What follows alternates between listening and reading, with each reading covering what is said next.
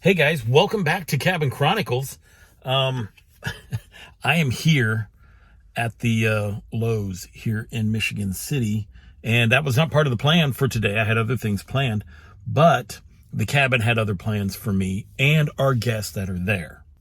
The issue is that water started standing in the bathroom. Then it would start to bubble through the bowl at the toilet bowl, and then like water would just back up. So I tried to get hold of some plumbers and found out after I talked about the symptoms, they're like, hey, that's more of a sewage issue since you have a septic tank. And then I talked to some septic guys and they said, oh yeah, you should probably clean your filter, your septic filter. And my first thought was I didn't even know we had a septic filter.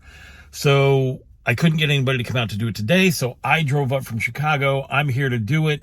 I watched some YouTube videos on it and that is freaking gross. I am not thrilled about what I have to do, but you know, you got to do what you got to do. And those who have a septic system probably know what I'm talking about. So you know what I'm in for. So I'm trying to find a pole so I can reach down in there and get it, probably grab me some gloves. And I think I have everything else that I need. So let's go shopping. I'm here at the cabin and luckily our guests are in New Buffalo doing whatever because nobody wants to be around for this. I don't want to be around for this, but nobody wants to be around for this. You're here for this, right along with me. So I'll let you know before it gets too gross if you decide to tap out and then like jump back into the video. So let's see what happens. From what I understand, I have to get into that.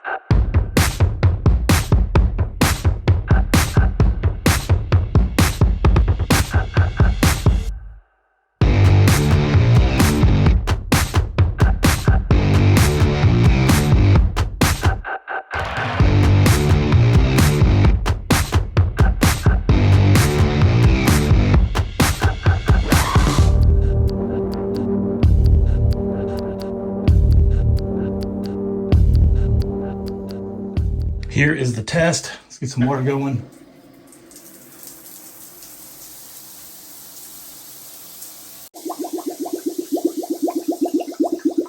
Not good. Well, crap. That's not the issue. Right there, I have water standing in the shower. This is bubbling at first. I tried plunging it. Maybe we could break free, break loose, whatever is going on, but that's not the case.